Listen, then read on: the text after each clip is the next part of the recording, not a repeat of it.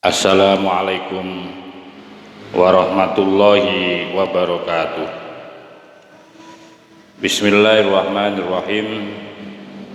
Alhamdulillahil qail nun wal qalami wa ma yasturun ma anta bi ni'mati rabbika bimajnun amma ba'du. Alhamdulillah, mari kita lanjutkan kajian kitab Iqadul Himam, masih di pembahasan seputar mutiara ke-8 dari kata hikmah di dalam kitab Hikam. Untuk itu mari kita simak bersama-sama. Waqala, dan dawuh siapa syekhuna, yaitu guru kita Al-Imam Al-Busiti, Imam Busiti, di mana beliau adalah guru daripada Sa'id bin Ajibah radhiyallahu anhu. Mudah-mudahan Allah memberikan ridho anhu kepada beliaunya Syekh Al-Busiti. Beliau mengatakan begini: hadhi ta'arufatul jalaliyatu ala salasati aksamin. Hadhi ta'arufatul jalaliyatu, adapun ma'rifah yang bersifat jalaliyah atau keagungan Allah, itu ala salasati aksamin, dibagi menjadi 3 bagian.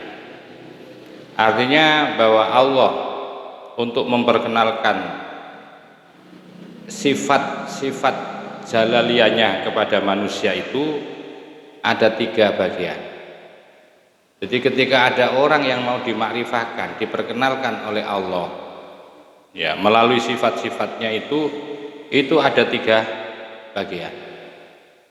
Di antara bagian-bagian itu nanti, apakah orang ini kemudian sadar untuk kemudian mengenal kepada Allah, atau justru sebaliknya.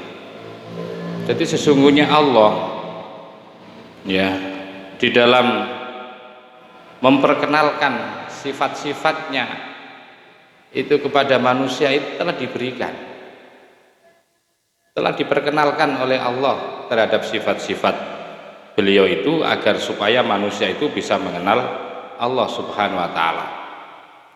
Untuk itu cara-cara Allah itu ada 3 model atau 3 cara. Pertama adalah ismu uqubatin. Bagian pertama adalah bagian di mana dengan cara akan diberikan sanksi atau hukuman kepada seseorang itu. Jadi Allah memperkenalkan kepada sifat jalaliyahnya itu dengan cara orang itu akan diberi sanksi atau hukuman. Watordin, dan akan ditolak, ada penolakan kepada seseorang itu.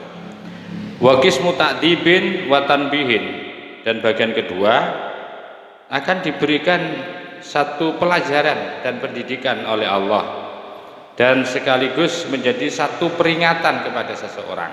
Ini bagian kedua. Wakismu ziyadatin, bagian ketiga, itu adalah akan diberikan nilai tambah oleh Allah. Jadi orang itu sudah diberikan kesadaran untuk mengenal Allah, tapi kemudian diberi nilai tambah, dan bahkan watarokin, dan diberikan peningkatan-peningkatan oleh Allah Subhanahu wa ta'ala di dalam mengenal Allah, mengenal sifat-sifatnya Allah. Sekarang kita akan memperinci tentang bagaimana Allah memperkenalkan sifat jalaliyahnya itu dengan melalui proses ukubah, proses sanksi, proses hukuman itu. Ini adalah yang pertama, kita perinci. Amal ladzi huwa uqubatun wa tardun. Amal ladzi, maka adapun proses yang pertama atau kelompok bagian yang pertama, huwa, adapun kelompok bagian yang pertama itu uqubatun, berupa diberi sanksi oleh Allah, diberi hukuman oleh Allah, wa tardun, dan diberi penolakan atau pengusiran, diusir oleh Allah. Bagaimana yang dimaksudkan itu? Fawalladzi, fahuwa, maka adapun itu adalah orang, ay alladzi, fahuwa, maka adapun kelompok yang pertama itu alladzi, yaitu orang atau kelompok yusiul adabah. Yusiul adabah itu dimana orang itu akan melakukan kesalahan-kesalahan dan dosa. Asa ayusiu akan melakukan kejahatan, kejelekan, ya. Jadi orang itu ya akan melakukan satu perbuatan-perbuatan yang jelek, perbuatan-perbuatan salah, perbuatan-perbuatan maksiat. Kesalahan, dosa, kemaksiatannya itu tidaklah kemudian menjadikan dia sadar. Sehingga apa yang terjadi? Fayu'aqibu, maka kemudian Allah memberikan akibat. Fayu'aqibu, maka memberikan akibat kepada orang yang ada di dalam gubangan kemaksiatan, ada di dalam gubangan kemungkaran, ada di dalam gubangan kesalahan-kesalahan itu. Allah akan memberikan akibat. Karena semestinya ketika orang itu banyak dosa, banyak salah, tentu dia harus mengambil sisi pelajaran, kan? Sisi pelajaran dari apa yang hari ini dia lakukan. Katakanlah bahwa orang itu diperingati oleh Allah karena punya kebiasaan jelek. Satu misal kebiasaan jeleknya itu adalah sebagai pemabuk. Satu misal kebiasaan jeleknya dia sebagai seorang penjudi. Judi yang berkelanjutan, yang terus-menerus dalam hidupnya, ternyata memporak-porandakan terhadap perekonomiannya, membuat dia miskin, membuat dia terhina di masyarakatnya, membuat pecahnya keluarga. Tetapi perjudian yang sudah memburukkan akan kondisi perekonomiannya itu tidak kemudian menjadikan sadar. Justru dia kemana-mana yang dibicarakan adalah judi. Justru ketika dia sudah dalam kesulitan-kesulitan untuk mencari ekonomi, begitu mendapatkan uang, katakanlah 10.000, bukan untuk kemudian menyesali dari apa yang sebelumnya itu ya ia lakukan dari hasil judi itu yang membuat dia terpuruk seperti ini, yang membuat dia miskin dan membuat dia fakir itu. Tidak kemudian menyadarkan, justru dia terus mabuk untuk melakukan kemaksiatan-kemaksiatan.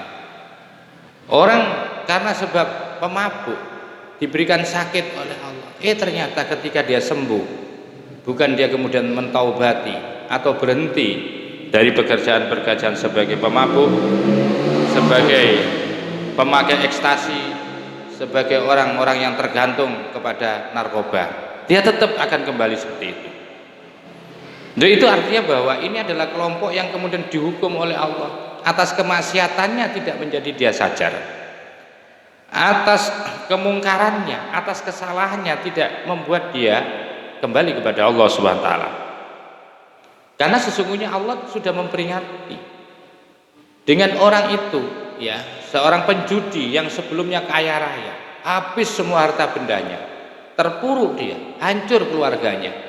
Semestinya itu kan menjadi pelajaran berharga buat dia, tapi justru tidak. Dia tetap melakukan pekerjaan-pekerjaan itu. Dia tetap main judi. Persis sebagai seorang yang ketergantungan terhadap narkoba, ketergantungan terhadap minuman-minuman keras. Ketika dia sembuh, justru tidak menjadikan dia tobat. Itu yang dimaksudkan bahwa kelompok ini sesungguhnya sudah diperkenalkan oleh Allah dari perbuatan-perbuatan yang ia lakukan sepanjang hidupnya, perbuatan-perbuatan buruk, perbuatan-perbuatan maksiat. Masih untung masih belum dicabut nyawanya oleh Allah, diberikan waktu dan kesempatan. Dari pemakai narkoba, dari pemakai minuman-minuman keras, dia sakit, dibuat sakit parah, tapi kemudian dia sembuh, tetap dia sebagai seorang pemabuk. Seperti halnya seorang judi, ya, penjudi yang awalnya dia kaya raya, di mana kemudian keluarganya hancur, dia menjadi papa, menjadi miskin, tetapi justru tidak menjadikan sadar. Itu yang dimaksudkan bahwa orang itu telah mendapatkan ukubah, sanksi atau siksa atau hukuman dari Allah Subhanahu wa taala. Sesungguhnya Allah sudah memperkenalkan dengan cara sulit itu. Sudah memperkenalkan, Allah memberikan satu penyadaran dengan diberikan kesembuhan, diberikan kemelaratan orang itu, semestinya dia itu sadar. Ternyata wayajalu, semakin membodohkan orang itu. Wayajalu, dan menjadi bodoh orang itu. Fiha, di dalam ukubah itu. fayashotu, sehingga menjadikan murka Allah, wayaknatu, dan menjadikan putus dari rahmatnya Allah, wayungkiru, dan mengingkari terhadap nikmat-nikmat Allah subhanahu wa ta'ala. Ya kalau sudah seperti itu ya akhirnya dia bodoh, ada di dalam kegelapan. Kalau orang tidak merenungi, tidak mentafakuri dari setiap peristiwa-peristiwa yang dia alami, karena sesungguhnya peristiwa-peristiwa yang dia alami, kalau dia mau bertafakur, maka sesungguhnya itu adalah kesempatan buat dia untuk kembali kepada Allah, untuk mempertimbangkan akan manfaat dan madorotnya.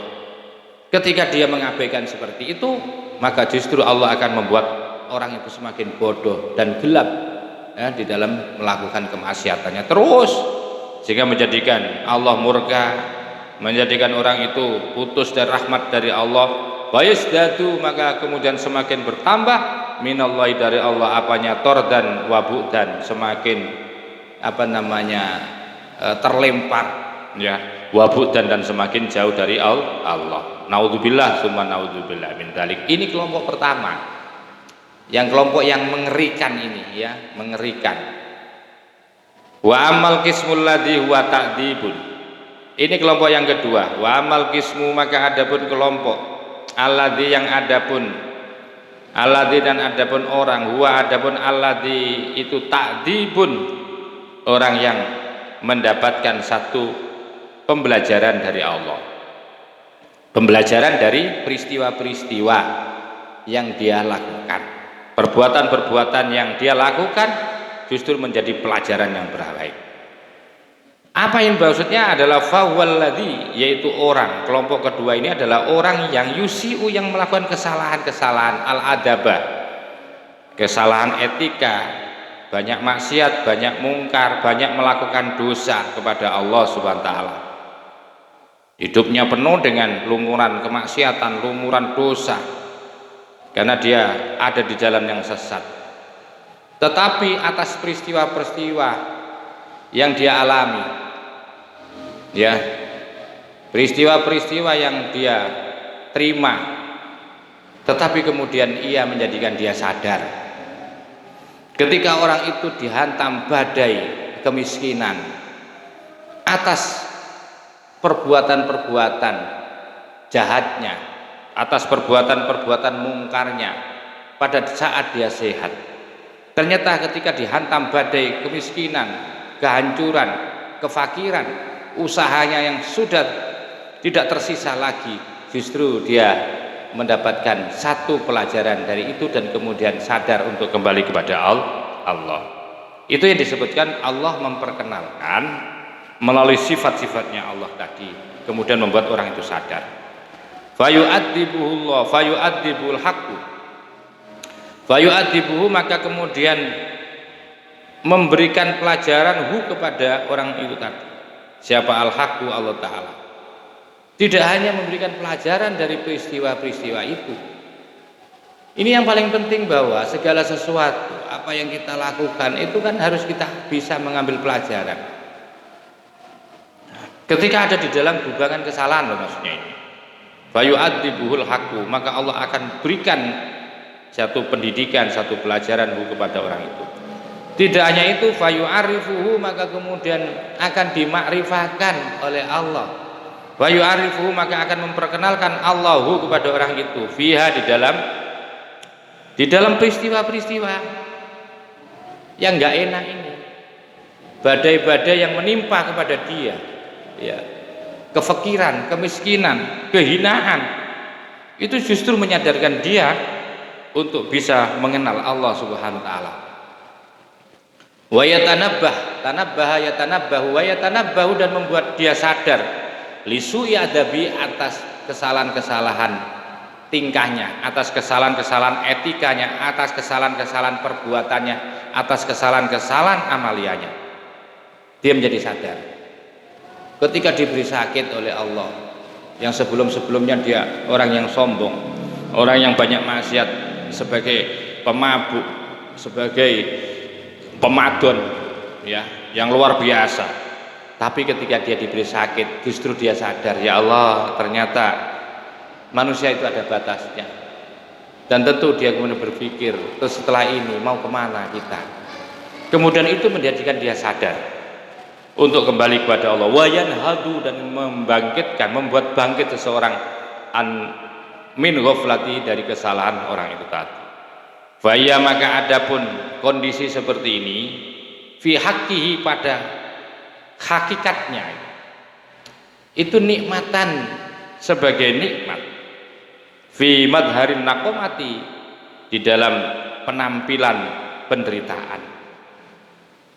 Justru orang ini ya, sesungguhnya dia mendapatkan satu nikmat besar di balik penderitaan, di balik kebangkrutan dia, di balik rasa sakitnya dia. Diberi rasa sakit, diberi sakit oleh Allah, diberi miskin oleh Allah, diberi tidak mampu oleh Allah, diberi keterbatasan-keterbatasan. Sebelumnya orang yang sangat kuat, orang yang sangat mampu, tapi ada di dalam kemungkaran, ada di dalam kemaksiatan. Ketika dia dihabisi kemampuan-kemampuannya, diberi keterbatasan oleh Allah, diberi sakit, diberi fikiran, tapi justru menjadikan dia nikmat karena dia bisa bertaubat. Di saat apa itu? Fi madharin naqomati, dibalik daripada yaitu penderitaannya itu. Maka itu sesungguhnya penderitaan, keterbatasan, kefikiran, ketidakviralan seseorang itu sesungguhnya ada banyak hikmah, ada banyak mawahib, ada banyak peparing-peparing Allah yang diberikan kepada seseorang. Wa amal ladzi, maka adapun kelompok yang ketiga, adapun orang, wa amal ladzi, adapun orang yang kelompok ketiga, ya adapun fi haqqihi, adapun kelompok yang ketiga ini, fi haqqihi, yaitu ziyadatun wa tarakun. Gimana? Di dalam haknya dia mendapatkan ziyadatun, fi haqqihi, di dalam haknya seseorang itu ziyadatun, adapun tambahan atau nilai tambah, wa tarakun, wa tarikun bisa, dan ada peningkatan penilaian. Bagaimana yang dimaksudkan pada kelompok tiga ini? Fawalladzi tanzilu bihi hadhi ta'arufat min ghairi sababin. Bahwa maka adapun kelompok tiga ini adalah alladzi, orang yang tanzilu akan turun, bi dengan alladzi, apa, hadhi ta'arufatu, perkenalan Allah, makrifat.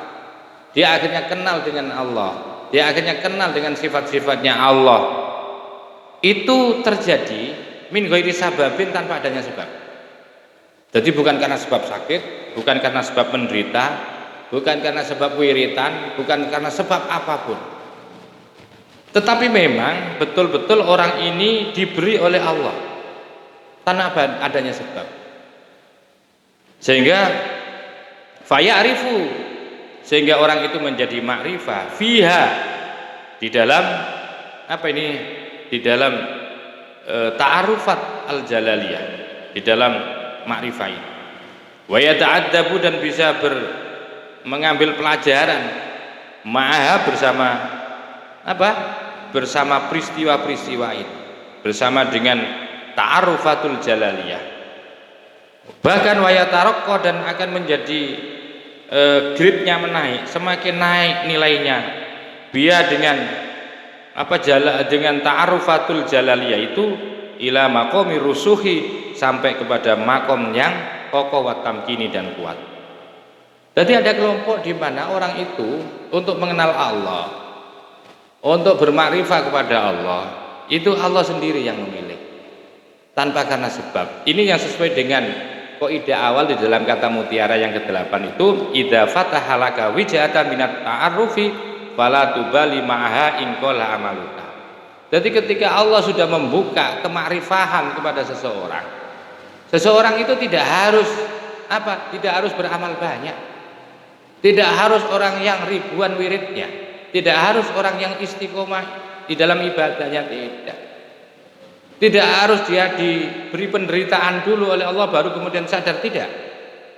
Tapi ketika Allah sudah menghendaki kapanpun, dengan cara apapun, ya, maka itu akan terjadi. Itu ketika orang akan dikehendaki oleh Allah. Makanya itu min ghairi sababin, tanpa adanya sebab. Tanpa adanya sebab seseorang itu bisa diberikan ma'rifah oleh Allah. Sehingga kalau sudah seperti ini akan semakin naik ya pembelajarannya, pendidikan ma'rifahnya semakin berkembang, semakin bagus dan semakin tinggi kualitasnya sampai kepada maqamir rusuk wa tamkin. Jadi 3 aspek ini cara Allah memperkenalkan, yaitu zatnya Allah melalui sifat-sifat jalaliyah, sifat-sifat kemuliaannya Allah itu cara memperkenalkan dengan cara seperti itu. Ada 3 tadi. Kultu saya katakan, walidzalika, oleh karena itu qala dawuh siapa ba'dum sebagian ulama tasawuf, biqadril imtihani yakunu al imtikanu, bahwa kadar ujian itu akan menentukan terhadap al imtikan kepada derajat. Orang itu akan mendapatkan derajat pendek, derajat rendah, derajat menengah, derajat tinggi, itu tergantung seberapa besar ujiannya. Semakin besar ujiannya maka semakin tinggi derajatnya. Semakin rendah ujiannya maka semakin rendah pula derajatnya. Jadi disesuaikan dengan tingkat daripada ujiannya. Wa qala, dan dawus aidon juga ikhtiarul baqi yaqta'ut tabaqi. Ikhtibarul baqi, adapun menguji orang yang pernah gagal, itu yaqta'ut tabaqi sama dengan mengantarkan atau memutus kegagalannya, artinya mengantarkan kesuksesannya. Jadi ikhtiarul baqi, menguji kepada orang yang pernah gagal, itu yaqta'u, memutuskan at-tabaqi, akan kegagalannya. Faidah, satu faidah, idza aratta, apabila kamu menginginkan, ayashala, mendapatkan kemudahan, alaika, kepadamu, apa al-jalalu, untuk mendapatkan, untuk memperoleh, untuk mengerti terhadap sifat jalalnya Allah, sifat mulianya Allah, maka faqabilhu, maka terimalah hu, akan jalal itu bidhoddi, dengan sebaliknya, wa huwa, maka adapun bidhoddihi itu al jamalu, yaitu menjadi indah. Coba bayangkan, kalau engkau ingin mendapatkan kemudahan untuk mengerti akan sifat jalalnya Allah, akan sifat kemuliaannya Allah, maka terima. Dengan cara apa itu? Dengan cara sebaliknya. Ketika Anda menerima dengan cara sebaliknya dari sifat jalalnya Allah itu, maka pasti akan melahirkan satu keindahan. Fa innahu, maka sesungguhnya bidhoddihi, dengan sebaliknya itu, yang qolibu, bisa memutar atau membalikkan, ya, membalikkan seseorang jamalan, menjadi indah, fi saatihi, pada saat itu pula. Bagaimana yang dimaksudkan? Wa kaifiyatu dzalika, maka adapun caranya itu, annahu, sesungguhnya seseorang, idza tajalla, apabila sudah tampak sifat tajallinya Allah, bismihi, dengan melalui namanya Allah, al-qabidi, zat yang menggenggam, fi dzahiri, di dalam zahirnya, faqabilhu, maka terimalah, sifat qabidnya Allah tadi, anta, adapun engkau, bil basti, dengan cara dengan cara lapang dada. Bagaimana yang dimaksudkan? Begini, apabila yang muncul sifat tajallinya Allah, sifat tajallinya Allah itu muncul pada diri Anda, dalam bentuk apa itu? Dalam bentuk al-qabid, Anda digenggam oleh Allah, tidak diberi kebebasan oleh Allah, Anda diberi sakit, Anda diberi keterpurukan dalam hidup, Anda diberi keterbatasan, kebebasan Anda yang sebelumnya Anda dapati hari ini Anda ditakdirkan oleh Allah dalam keadaan ada di dalam genggaman Allah. Contohnya seperti Anda diberi sakit oleh Allah. Contohnya Anda bangkrut dalam setiap usaha Anda. Yang dulu-dulunya kamu kaya raya, kamu sebelumnya sukses, kamu sebelumnya sehat, tapi hari ini kamu digenggam oleh Allah, diberi keterbatasan oleh Allah. Yang sebelumnya kamu terkenal diluluhkan orang, hari ini kamu diinjak-injak orang, kamu dihina-hina orang, kamu dicemooh banyak orang. Itu namanya kamu sedang dikobet sama Allah. Anda sedang digenggam oleh Allah fid dhahiri, di dalam zahir, sehingga Anda tidak viral lagi, Anda sudah tidak terkenal lagi, pengikut-pengikut Anda semua lari dari Anda. Santri-santri Anda yang sebelumnya adalah orang anak-anak yang tabe, yang selalu mengikuti Anda, hari ini tidak ada yang mengikuti.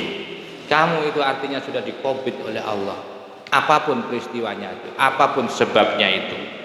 Maka kalau sudah seperti itu, di saat Anda diberi keterbatasan oleh Allah, Anda ketika ada di dalam penampilan sifatnya Allah yang bersifat al-qabid tadi, menggenggam, digenggam oleh Allah, maka kalau Anda ingin lepas, kalau Anda ingin ada di samudra keleluasaan, secara fisik oke, Anda sakit, tidak bisa kemana-mana. Secara fisik memang Anda sudah tidak terkenal lagi. Secara fisik Anda sudah terpuruk betul, secara ekonomi tidak bisa beli ini, tidak bisa beli itu. Anda dijerat hutang, Anda dijerat hutang, Anda dijerat persoalan-persoalan. Secara zahirnya akan seperti itu.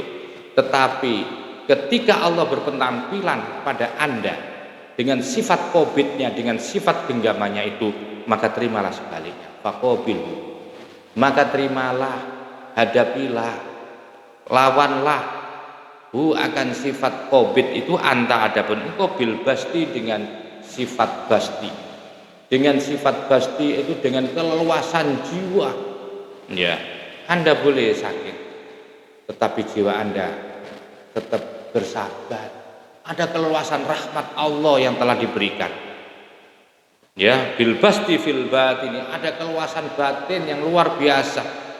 Bahwa sekalipun Anda diberi sakit, Anda diberi keterbatasan, tetapi sesungguhnya Anda telah dikirim oleh Allah beraneka ragam mawahib, peparing-peparing yang luar biasa, yang tidak pernah diberikan ketika Anda dalam keadaan sehat, yang tidak pernah diberikan oleh Allah pada saat Anda sedang jaya, Anda sedang kaya, Anda sedang diluluhkan orang.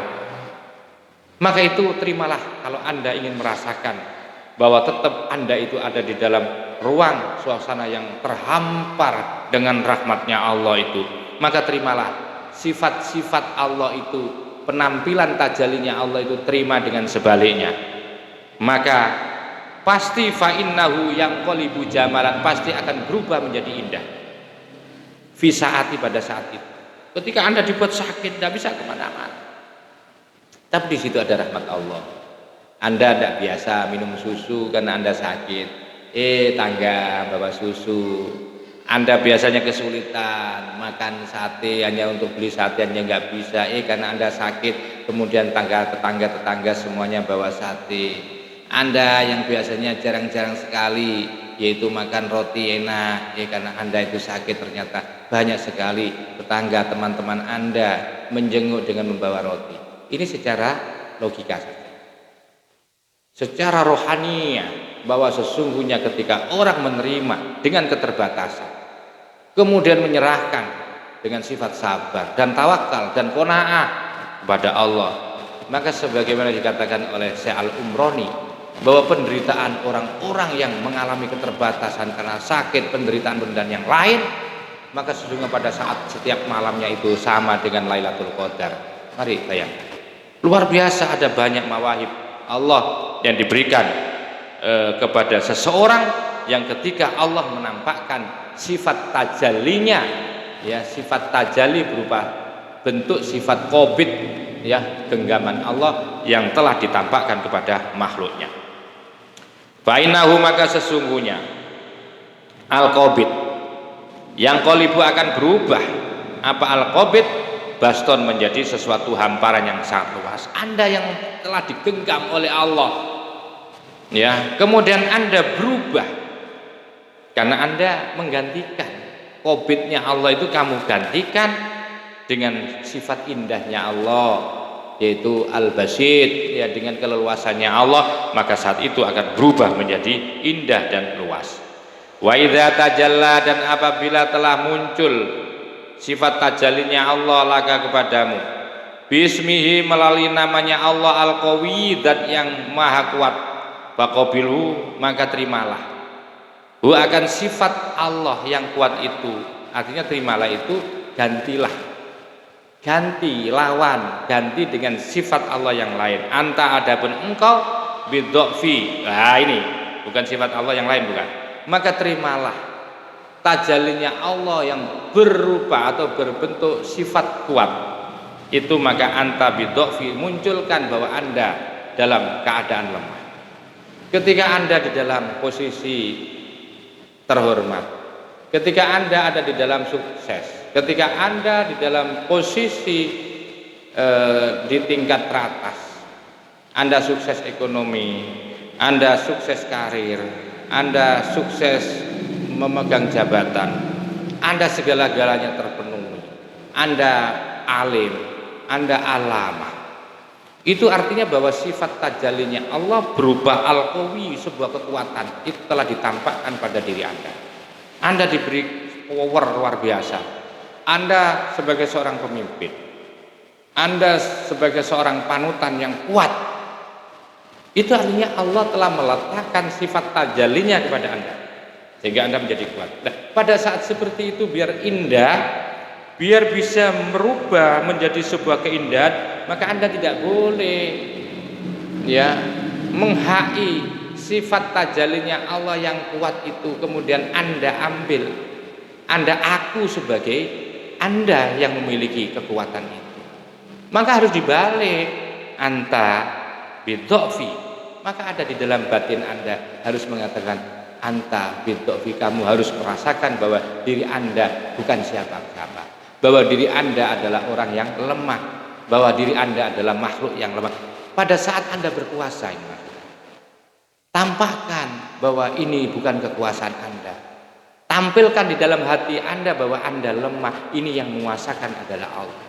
Kalau itu yang Anda lakukan, bayang qalibu jamalan, maka berubah akan menjadi indah, bukan menjadi kesombongan, bukan menjadi anarki, bukan menjadi ketakaburan Anda. Karena banyak sekali orang yang diberikan power oleh Allah justru diakui sebagai miliknya, justru mengatakan ini adalah, kalau nggak ada saya nggak mungkin akan sukses. Yang banyak seperti itu. Jadi karena itu, kalau ingin Anda bisa mudah menerima penampilan Allah, sifat-sifat penampilan Allah itu, maka terimalah dengan sebaliknya. Tajalla, atau muncul sifat tajallinya Allah, tajallinya Allah bismi, melalui namanya Allah al-azizi, zat yang maha mulia. Faqabilhu, maka lawanlah. Wa akan aziz bidzulli, dengan rasa rendah fil batin, di dalam batin. Ketika Anda dilulukan orang, ketika Anda dihormati orang, ketika Anda dikeramatkan orang, itu artinya bahwa Allah telah meletakkan sifat tajallinya kepada Anda. Mulia, yang mulia sungguhnya Allah, bukan Anda, sehingga orang itu mencium kamu, semua orang itu hormat kepada kamu, semua orang minta fatwa kamu. Sesungguhnya yang mulia itu bukan Anda, tetapi kemuliaan sifat Allah itu ditajallikan pada diri Anda. Ketika itu yang muncul pada diri Anda, jangan kemudian Anda mengatakan ini saya, ini kemampuan saya, tetapi justru faqabilhu, maka terimalah dengan sebaliknya, yaitu bidzulli, akan sifat rendah fil batini, di dalam batinmu. Iya, ini semua adalah Allah yang punya.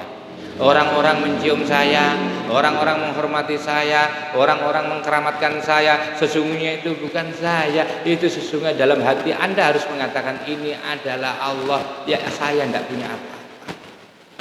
Sehingga lisan Anda akan selalu tawadhu, jiwa Anda tidak akan pernah takabur. Itu cara, ya, kita ketika menerima tajalli dari Allah. Wa kata, demikianlah. Yuqabilu syai'u bidaddihi, yuqabilu akan selalu menerima apa asyai'u, sesuatu, bidaddihi dengan sebaliknya. kiaman secara terus menerus bil kudrati dengan kudrah Allah wal hikmati dan hikmah. Wa kana dan ada siapa syekhina Maulai Al-Arabi, yaitu guru-guru kita, yaitu Syekh Al-Arabi radhiyallahu an, yaqulu pernah dawuh. Yaqulu beliau dawuh, ma tiada hiya adapun ma'rifah atau ta'arufat illa hakikatan wahidatan, kecuali hakikatnya satu. Ma'rifat itu hakikatnya satu, kenal kepada Allah saja. Bagaimana? In syarabtaha aslan wajadtaha aslan. Kalau kamu minum, ya kalau kamu minum hakikatnya satu. Kalau kamu minum akan hakikatan wahidatan, aslan akan madu, pasti wajadtaha aslan, pasti kamu akan temukan madu asli. Kalau kamu yang kamu minum hakikatnya itu adalah madu, pasti kamu akan minum madu. Begitu. Wa in syarabtaha labnan, kalau kamu minum hakikatnya itu adalah susu, wajadtaha labnan, pasti kamu akan menemukan susu. Wa in syarabtaha hamdolan, kalau kamu meminum hakikatnya berupa hamdolan, yaitu jamu-jamu pahit, wajadtaha hamdolan, pasti kamu akan menemukan yaitu jamu pahit. Jadi seperti itu. Ketika Anda rasakan dalam hati itu, ketika Anda diberi keterbatasan oleh Allah, diberi kekurangan oleh Allah, diberi sakit oleh Allah, tetapi Anda merasa bahwa di sini banyak rahmat Allah, maka Anda akan di situ akan merasakan kenikmatan. Itu yang dimaksud oleh Maulana Al-Arabi.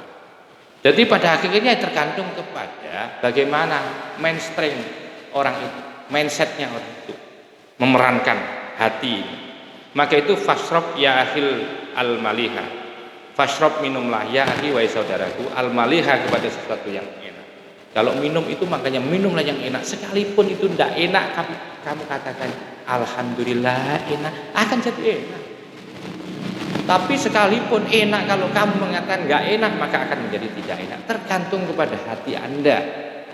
Ketika sesuatu tidak enak tapi kamu katakan enak, ketika sesuatu itu tidak nyaman tapi kamu katakan nyaman, maka akan berubah, maka akan menjadi nyaman. Maka itu penting. Wala tasrobil qabiha, dan janganlah kamu minum al-qabiha, sesuatu yang jelek. Wa mana kalamihi, maka adapun makna penjelasannya Syekh Al-Arabi radhiyallahu anhu, huwa kama taqaddama, huwa adapun penjelasan kalam itu kama taqaddama, sebagaimana taqaddama yang telah lalu. Telah lalu itu apa yang dimaksudkan adalah kama tuqabiluhu bi yuqabiluka, itu tadi yang di atas itu, yaitu idza aradta ayyashala alaikal jalalu itu. Jadi ini kesimpulan daripada Syekh Maulana Al-Arabi itu hampir sama dengan pendapat yang di atas tadi.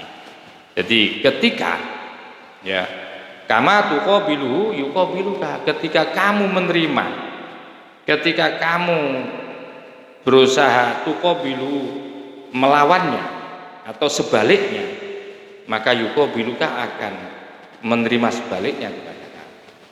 Jadi satu misal, yaitu tadi saya contohkan bahwa kamu minum sesuatu yang tidak enak tapi kamu katakan ini enak, maka akan berubah menjadi enak. Itu yang dimaksudkan kama tuqabiluhu yuqabiluka, itu pemahamannya. Jadi segala sesuatu itu harus husnudzon lah, harus baik sangka kepada Allah SWT. Walamma takallama, dan ketika membicarakan alal amali, ya, walamma takallama, dan ketika menjelaskan atau membicarakan alal amali, tentang amal-amal, wasamrotiha, dan buahnya amal, wa huwa, maka adapun buahnya amal itu al-adabu, etika, wa marji'u, maka adapun tempat kembalinya etika itu ila sukuni, untuk menjadi orang yang diam tahta majaril akdari, yaitu di bawah, yaitu realnya takdir Allah, min ghairi tadbirin, tanpa mengatur, wala ikhtiarin, tidak usah juga melakukan usaha-usaha kalau sudah takdirnya Allah, wala ta'jilin, dan tidak usah untuk disegerakan, 5 kepada sesuatu ta'akhoro yang nanti akan diakhirkan, wala ta'akhoro dan juga jangan sampai minta diakhirkan, 5 kepada sesuatu ta'ajala yang sudah disegerakan oleh Allah. Bagaimana sikapnya seseorang yang mempunyai yaitu etika di hadapan Allah? Bal yakunu, bahkan balik yakunu ada seseorang itu apa mahtu nadrihi, memusatkan pandangannya ini saja. Apa tugasnya kita itu terhadap Allah kalau ketika sudah makrifat itu hanya memusatkan pandangan ilama kepada sesuatu ya beruzu yang tampak yang muncul min unsuril qudrati, dari unsur-unsur dari inti-inti ketentuan Allah SWT. Hari ini kita ditakdirkan Allah, yaitu besok ditakdirkan Allah, ya nunggu sampai besok. Detik ini diberi apa oleh Allah, yaitu yang muncul itulah yang menjadi sentral pandangan kita di dalam hidup ini, sehingga fayatalaqahu, sehingga akan mengajarkan siapa Allahu kepada seseorang itu bil ma'rifati, dengan kenal kepada Allah Subhanahu wa ta'ala. Mudah-mudahan ini menjadi ilmu yang manfaat, dan ini juga sekaligus mengakhiri daripada kata mutiara, penjelasan kata mutiara yang ke-8, dan insyaallah ini nanti akan kita berpindah kepada kata mutiara hikmah dari kitab Al-Hikam, yaitu yang seri yang ke-9. Mudah-mudahan jadi ilmu yang manfaat. Wa akhiran wallahul muwaffiq ila aqwamit thoriq. Wassalamualaikum warahmatullahi wabarakatuh.